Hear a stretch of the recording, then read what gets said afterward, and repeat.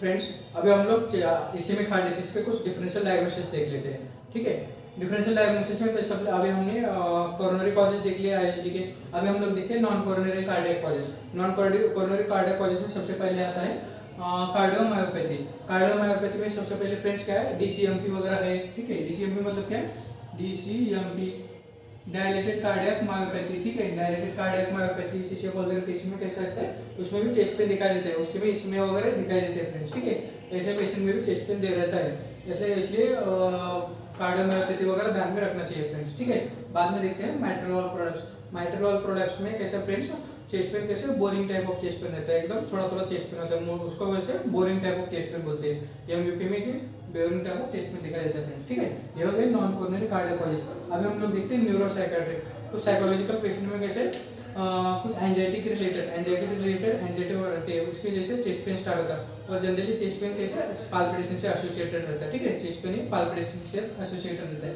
ठीक है, इसलिए जरा सा साइकोलॉजिकल पेशेंट में भी जरा ध्यान में रखना चाहिए। ठीक है, एंजाइटी स्टेट में भी एसोसिएटेड विद पाल्पिटेशन, उसके चेस्ट पेन के साथ साथ कुछ पाल्पिटेशन भी रहते हैं फ्रेंड्स। ठीक है, ये हो गया न्यूरोसाइकियाट्रिक कॉज। अब ये मस्कुलोस्केलेटल कॉजेज देखते हैं। मस्कुलोस्केलेटल कॉजेज में सबसे पहले आता है कोस्टोकॉन्ड्राइटिस। फ्रेंड्स कोस्टोकॉन्ड्राइटिस मतलब जो हमारे कोस्टल मार्जिन है ना, ये ठीक है, रिब्स की जो मार्जिन है कोस्टल, उसमें bilateral type of chest pen रहता है। ये कैसे bilateral type of chest pen रहता है। ठीक है, ये जनरली फीमेल में दिखाई देता है। ठीक है, जनरली कैसे फीमेल में दिखाई देता है। और इसका ड्रग ऑफ चॉइस ट्रीटमेंट में क्या है, स्टेरॉइड देना है। स्टेरॉइड देने के बाद ये अपने आप रिलीव हो जाता है फ्रेंड्स। ठीक है, इसमें जनरली कोस्टोकॉन्ड्राइटिस में हम लोग जरा पेन किलर वगैरह इनिशिएटिव वगैरह दिए ना, उसमें ज़्यादा अच्छी तरह से रिलीफ नहीं आता, लेकिन जो स्टेरॉइड देना अच्छी तरह से उसको रिलीफ आता है। ठीक है, इसमें क्या देंगे तो स्टेरॉइड देना है।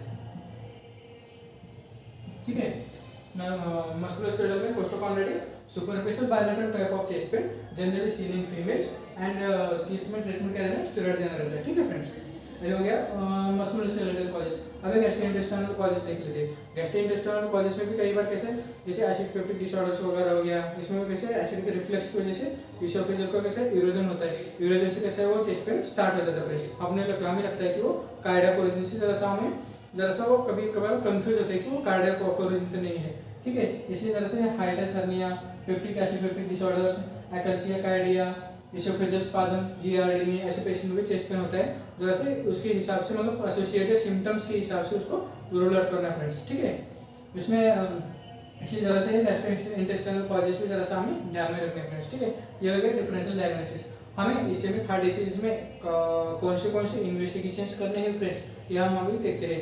इसके इन्वेस्टिगेशन क्या करना है फ्रेंड्स। सबसे पहले ईसीजी पेशेंट चेस्ट पेन का लेके आता है, तो सबसे पहला अपना डायग्नोस्टिक क्राइटेरिया होना चाहिए ईसीजी का। ठीक है, इसलिए हमें बेसिक ईसीजी हमें आना ही आना चाहिए फ्रेंड्स। ठीक है, ईसीजी इसलिए हमें ईसीजी में कैसे चेंजेस आते हैं, ईसीजी में क्या क्या देखना चाहिए हमें, ये सब इस नॉर्मल ईसीजी कैसा है रहता है, अबनॉर्मल ईसीजी कैसा रहता है, ये सब हमें अच्छी तरह से ध्यान में रखना चाहिए फ्रेंड्स। ठीक है, as a physician as a doctor हमें सबको इसलिए हमें फाइनल के जो स्टूडेंट है ना, उनको अच्छी तरह से आगे फिर से क्लिनिकल पोस्टिंग स्टार्ट होती है फाइनल के स्टूडेंट के लिए, इसलिए हमें उसे फाइनल के स्टूडेंट के लिए ईसीजी वगैरह धीरे धीरे रीड करना चाहिए फ्रेंड्स। ठीक है, इसलिए जो हमारा मौर्य पब्लिकेशन ऐप पे जो ईसीजी के लेक्चर्स है डॉक्टर नीलेश यादव के, ये ईसीजी के लेक्चर्स, उसमें ईसीजी के कैसे रीडिंग करनी है, ईसीजी अबनॉर्मल रीडिंग्स क्या रहते हैं, नॉर्मल कैसे रहते हैं, ईसीजी के पॉइंट्स कौन से ये सब उस सीरीज में दिए हैं फ्रेंड्स। ठीक है, इसलिए हमें नॉर्मल ईसीजी और अबनॉर्मल ईसीजी में आना चाहिए फ्रेंड्स। ठीक है, ईसीजी इंटरप्रिटेशन एक बार देख लिया तो कैसे कार्डियक की तरह से हमारी अच्छी तरह से पकड़ रहती है फ्रेंड्स। ठीक है, एक बार हमें डायग्नोसिस हो गया तो पहले ट्रीटमेंट देने में कोई दिक्कत नहीं आनी चाहिए। ठीक है, इसलिए हमें ईसीजी रीड करना आना चाहिए फ्रेंड्स। ठीक है, इसलिए हम लोग अभी देखते हैं ईसीजी में चेंजेस क्या क्या आते हैं। ईसीजी में सबसे पहले आते हैं रूल आउट इस्केमिया। ईसीजी में हमें क्या रूल आउट करना चाहिए, इस्केमिया रूल आउट करना है। इस्केमिया मतलब क्या होता है, इसमें ईसीजी आईएसडी चेंजेस में एसटी डिप्रेशन में टी वेव इन्वर्जन रहता है। क्या होता है इसमें, एसटी डिप्रेशन में टी वेव इन्वर्जन रहता है। ठीक है, समझिए पी वेव है। ठीक है, पी क्यू आर जो है ना, आर ये हो गया पी क्यू आर, और ये जो एस वेव है ना, एस वेव टी वेव, ऐसे टी वेव इन्वर्जन रहती है। और कई बार क्या रहता है पी क्यू आर और एस डिप्रेशन भी रहता है। ठीक है, जो बेसिक ये चाहिए एसटी डिप्रेशन भी है। ठीक है, इसे बोलते हैं, ऐसे ईसीजी में चेंजेस आते हैं फ्रेंड्स। ठीक है, और जो कौन से लीड्स में है, समझो लैटरल वॉल पे है, इंफीरियर वॉल पे है या एंटीरियर वॉल पे है, जो इसी एनाटॉमिकली कोरोनर कौन से कोरोनरी आर्टरीज में ब्लॉकेज वगैरह है उसके हिसाब से इन चेंजेस उसके वॉल में दिखाई देते हैं फ्रेंड्स, ठीक है। इसलिए हमें ईसीजी में देखना क्या देखना है, उसमें एसिड डिप्रेशन टिबियल इन्वर्जन है क्या ये देखना है फ्रेंड्स, ठीक है। ईसीजी में ऐसे इस्केमिक हार्ट डिजीज में ईसीजी में चेंजेस आते हैं फ्रेंड्स, ठीक है। बाद में स्ट्रेस टेस्ट, ट्रेडमिल टेस्ट वगैरह करना है। स्ट्रेस टेस्ट, ट्रेडमिल टेस्ट मतलब उसको टीएमटी बोलते हैं फ्रेंड्स। क्या रहता है, कई बार स्टेबल एंजाइना रहता है ना, स्टेबल एंजाइना में कैसा पेशेंट को चेस्ट पेन तो नहीं होता, लेकिन पेशेंट कैसे जो सो कार्डियक समझो कुछ एग्जर्शन में होता है ना, एग्जर्शन में कैसा चेस्ट पेन स्टार्ट होता है। इसलिए हमें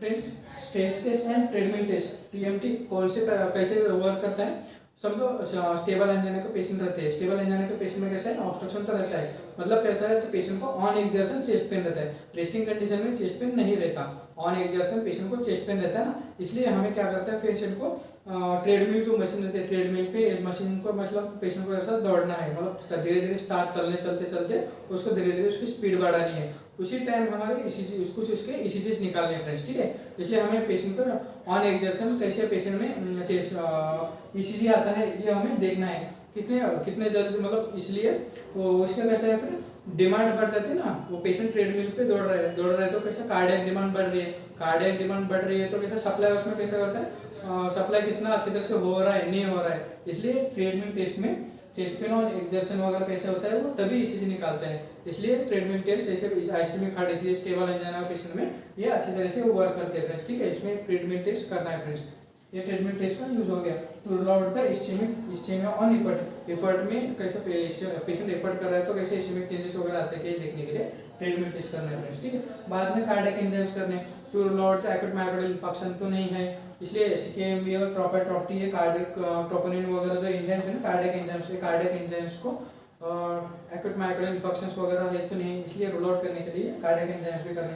बाद हमें लिपिड प्रोफाइल करने, लिपिड प्रोफाइल इसलिए जो एथेरोस्क्लेरोसिस वगैरह है ना, पेरिफेरल एथेरोस्क्लेरोसिस वगैरह कैसा है, उसमें पेशेंट के कैसे चांसेस है, उसमें मेडिकेशन कैसे स्टार्ट करने हैं, इसलिए लिपिड प्रोफाइल भी करना है। बाद में टूडीको करना है, टूडीको में कैसे फ्रेंड्स, टूडीको में कई बार कैसे हाइपोकाइनेटिक चेंजेस वगैरह आते हैं। हाइपो मीन्स कैसे लो, काइनेटिक मीन्स मूवमेंट, उस मसल की जो मूवमेंट वगैरह कम तो नहीं है, इसलिए जरा सा हमें रूल आउट कैसे समझना है कि कुछ इसको हाइपोकाइनेटिक चेंजेस वगैरह है तो उसको पेशेंट को कैसे आगे लेके एंजियोग्राफी करने की जरूरत है, इसलिए पेशेंट को एडवाइस भी करना है एंजियोग्राफी वगैरह के लिए। इसलिए टूडीको में कैसे हाइपोकाइनेटिक चेंजेस वगैरह जरा सा ध्यान में रखना है फ्रेंड्स, कोई चेंजेस है क्या नहीं वैसे, इसलिए ध्यान में रखना है टूडीको, ठीक है।